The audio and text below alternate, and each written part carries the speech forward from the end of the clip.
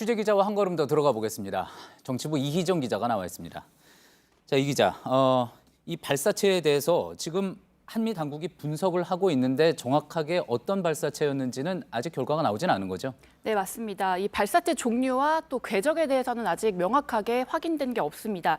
다만 비행 거리를 보면 이 70km에서 200km로 상당히 짧습니다. 따라서 장사정포나 또 전술 로켓일 가능성이 좀 제기가 되는데요. 이 부분에 대해서 전문가 의견 먼저 듣고 가시죠. 네.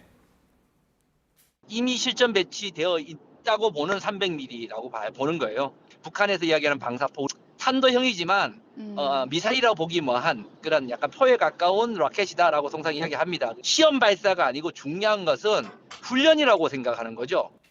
네, 이렇게 들으셨듯이 미국 본토를 타격할 수 있는 이런 대륙간 탄도미사일 같은 장거리용은 좀 아니라는 설명인데요.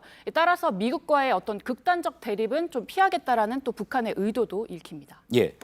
방사포를 탄도미사일로 볼 것이냐 아니냐. 중요한 건 앞서 리포트에서도 나왔지만 탄도미사일로 보게 될 경우에 유엔 안보리 제재 대상이 될 수 있기 때문에 또 중요한 문제 아니겠습니까? 그렇습니다. 이 합참도 처음에는 이 단거리 미사일이라고 발표를 했다가 나중에 단거리 발사체로 정정을 했는데요. 이게 어떤 종류냐에 따라서 우리 정부와 또 미국의 대응이 달라질 수 있기 때문입니다. 무엇보다 유엔 안보리는 이 북한의 탄도미사일 발사를 금지해 왔습니다. 또 이 과정에서 이 미국 CNN의 보도도 한번 주목해 볼 만한데요. 이 발사체가 비핵화 협상에서 실험을 중단하기로 한 무기에는 포함되지 않는 종류다. 이렇게 이야기를 하면서 약속을 깨지 않으면서 미국의 저강도 견제구를 던질 것 아니냐 이렇게 분석을 했습니다. 그동안 남북이나 북미가 대화 국면에 접어들면서 북한의 군사적인 어떤 행동은 없지 않았습니까? 가장 궁금한 거는 그런데 왜 지금 이 발사체를 왜 쐈느냐 하는 겁니다. 네, 북한은 이제 재작년 11월 이후에 이 탄도미사일 발사를 중단을 했다가 갑자기 오늘 이 단거리 발사체를 이제 쐈습니다.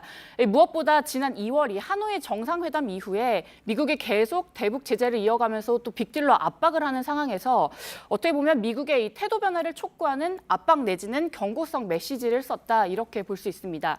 특히 김정은 위원장은 지난달 이 공군 부대를 방문한 데 이어서 또 군사과학원도 또 참관하면서 계속 이런 군사 행보를 보여오고 있는데요. 이전보다는 확실히 압박 강도를 좀 올린 것으로 보입니다. 예, 조금 전에 저강도 견제구를 던진 거다 이렇게 표현하기도 했는데 미국이 태도를 바꾸지 않으면은 지금보다 더 강한 것이 나올 수도 있다 이렇게 경고를 했다고 볼 수도 있겠군요. 네, 특히나 최근에 이제 또 주한미군이 이 사드 전개 훈련을 또 했고요. 또 한미 연합 공존 훈련도 있었습니다. 따라서 이런 맥락에서 이런 부분에 반발하는 차원에서 발사 카드를 썼을 가능성이 있습니다. 또 이 북한 내부 상황도 한번 고려해 볼 때는 군부의 불만을 좀 잠재우기 위한 행보 아니냐라는 그런 이야기도 있습니다. 그동안 이제 이후에 나온 외신 보도들을 보면은 이번 발사가 판을 완전히 깨겠다라는 의미는 아니다. 미국을 압박하기 위한 정도의 수단이다라는 분석들이 많이 나오고 있는데 앞으로 미국과의 협상에서는 어떤 영향이 있겠습니까? 네, 일단 북한이 오늘을 기점으로 해서 계속해서 이런 군사적인 행동을 할 경우에는 미국으로서도 추가 도발을 막기 위해서는 이 물밑 접촉을 계속 강화하는 식의 행보를 보일 가능성이 좀 커 보입니다. 특히 트럼프 대통령이 자신의 성과로 계속 대북 정책을 앞세우고 있잖아요. 따라서 앞으로 이런 북한과의 협상을 더 적극적으로 고민할 수밖에 없는 상황이 된 겁니다.